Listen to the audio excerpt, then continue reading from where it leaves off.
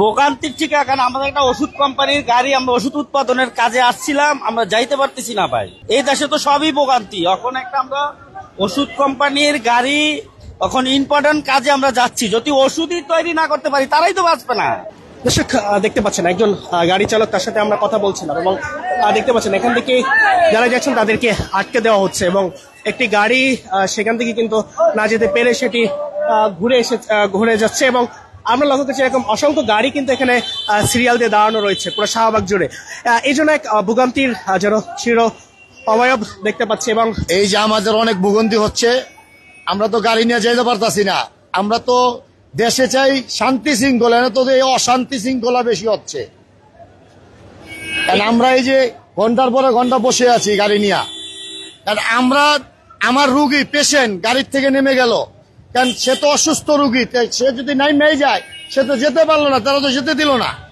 এটা তো অশৃঙ্খলা দেখা যাচ্ছে, এটা তো দেশের শান্তির জন্য না, অশান্তি আপনারা জড়িত করে নিচ্ছেন এখানে। দর্শক দেখছেন আমরা এখান থেকে একজন ড্রাইভার, তার সাথে ঠিক কথা বলছিলাম এবং কথা বলে আসলে জানার চেষ্টা করছিলাম এবং দর্শক ঠিক দেখতে পাচ্ছেন এই মুহূর্তে এই জায়গাটি জুড়ে যারা রয়েছেন, অর্থাৎ জরুরি গাড়ি ছাড়া আসলে কোনো গাড়িকেই তারা প্রবেশ করতে দিচ্ছে না।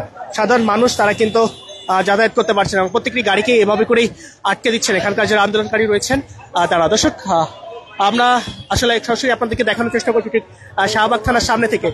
এখানে আমরা লক্ষ্য করছি কয়েক সারি গাড়ির যে সিরিয়াল সেটি কিন্তু এখানে পড়েছে এবং মানুষ কিন্তু এখানে দাঁড়িয়ে আছে অনেকক্ষণ ধরেই আমরা ঠিক দেখতে পাচ্ছি শাহবাগে, এবং গাড়ির যে হর্ন তারা বারবার দিচ্ছেন এবং এই যে ভোগান্তি, সেই ভোগান্তির দৃশ্য সরাসরি দেখা যাচ্ছে আপনাদের শাহবাগ থেকে যুক্ত করেছে। এবং এখানে যারা আন্দোলনকারী রয়েছে তারা যে দফাগুলো বলছেন, তাদের যে দাবিগুলো রয়েছে সেই দাবিগুলো অনেকে কিন্তু বলছেন যে 3 দফা দাবি, বা অনেকে বলছেন 2 দফা দাবি। আমরা সেটি লক্ষ্য করছি। আমরা একটু এরকম কয়েকজন একটু কথা বলতে চাই যারা এখানে আন্দোলনকারী রয়েছেন এবং আসলে তাদেরকে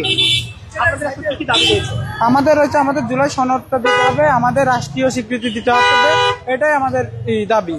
2 দফা দাবি নাকি 3 দফা দাবি? 3 দফা দাবি। আর একটা দাবি হলো যে আমাদের যেন কোনো সমস্যা না হয়।